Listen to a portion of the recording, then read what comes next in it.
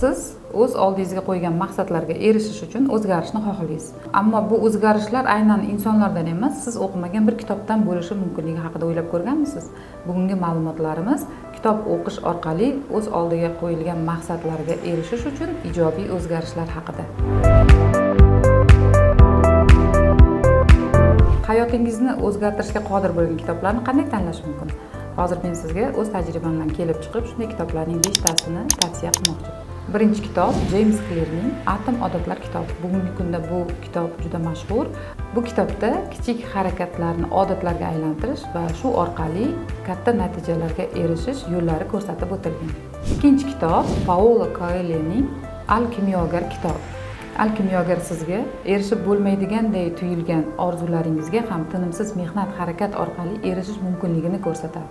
Videolar ko'rish tayyor tasvirlarni hazm qilish, audio kitoblarni eshitish esa tayyor tovushlarni eshitish bilan bog'liq bo'lsa, kitoblarni o'qish mana shu harflar orqali berilgan hayotiy obrazlarni xayolan tasavvur qilish, ya'ni kitob o'qish bizni aqlimizni, miyamizni ishlashga majbur etadi. Shu sababli kitob o'qish bu miyani mashq qilishning eng kuchli vositasi hisoblanadi. Navbatdagi sizga tavsiya qilmoqchi bo'lgan kitobimiz Robert Greenening Hokimiyatning 48 qonuni deb nomlanadi. Muallifning bu kitobni yozishiga sabab turli davrlarda yashagan kuchli insonlarning yashash tarzi va fe'l-atvorini o'rganishi sabab bo'lgan. Bu kitobni o'qish orqali siz strategik fikrlash, vaziyatlarga to'g'ri baho bera olish, qarorlar qabul qilish, turli fe'l-atvorli insonlar bilan muomala madaniyatini o'rganish kabi ko'nikmalaringizni rivojlantirishingiz mumkin. Albatta har bir inson iqtisodiy jihatdan farovon yashashni orzu qiladi. Bu esa bizdan moliyaviy savodxonlikni talab etadi. Navbatdagi sizga tavsiya qilmoqchi bo'lgan kitobimiz Roberto Kiyosakining Boy ota, kambag'al ota deb nomlanadi. Bu kitob ham juda mashhur. Bu kitob orqali siz pul uchun ishlash emas, o'z sohangizning kuchli mutaxassisi bo'lsangiz, pulning o'zi katta miqdorda sizga kelishi haqidagi amaliy tavsiyalar ko'rinishidagi ma'lumotlar berilgan. Hayotimizdagi har bir yutuqlar yoki muvaffaqiyatsizliklarga sabab bizning fikrlashimiz ekanligi haqida o'ylab ko'rganmisiz?